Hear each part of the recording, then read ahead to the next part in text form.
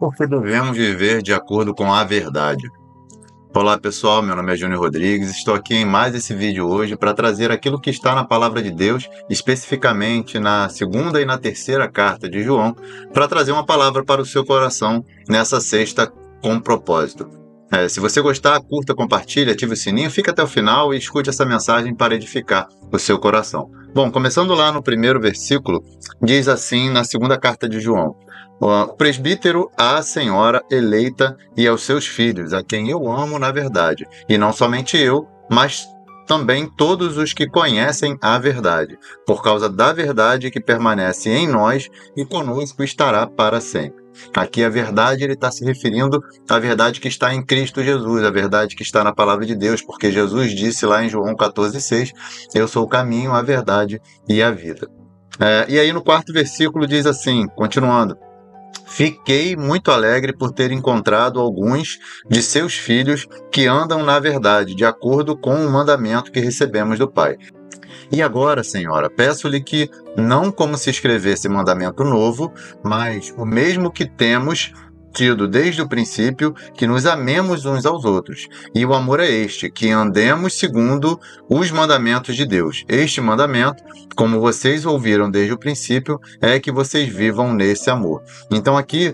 João está se referindo desde o princípio à senhora, que significa que é a igreja, uma congregação, e os filhos dela são os membros que fazem parte dessa congregação, reforçando a importância de se viver de acordo com a palavra de Deus, ou seja, o amor, amar a Deus sobre todas as coisas, é fazer a sua vontade, é andar de acordo com a sua palavra. E aí, continuando no versículo 9, diz assim: todo aquele que vai além da doutrina de Cristo e nela não permanece, não tem Deus. O que permanece na doutrina, esse tem tanto o Pai como o Filho. Se alguém for até vocês e não levar esta doutrina, não o recebam em casa, nem lhe deem boas-vindas, porque aquele que dá boas-vindas se faz cúmplice das suas obras más. Então aqui ele traz um ensinamento extremamente importante para a gente, que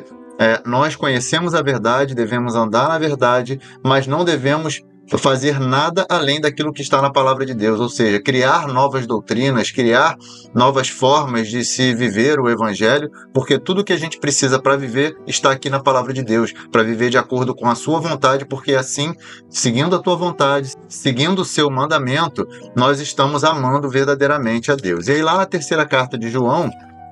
lá no versículo 3, fala assim: pois fiquei muito alegre quando os irmãos vieram e deram testemunho de que você é fiel à verdade e vive de acordo com a verdade. Não tenho maior alegria do que esta, de ouvir que os meus filhos vivem de acordo com a verdade. E aí, pulando lá para o versículo, são filhos de Deus, aqueles que não seguem a palavra, nós não devemos nos misturar, no sentido de não convivermos com ele todo o tempo, porque senão a gente pode ser contaminado por ele. Isso não significa que a gente vai deixar de falar, que a gente vai deixar de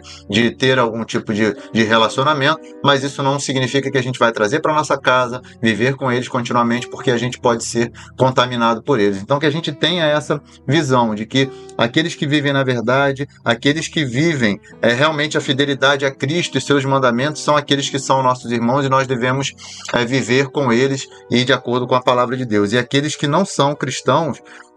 isso a gente vê até o dia de hoje, ou seja, persistindo esse tipo de problema, e cada vez mais de falsas doutrinas,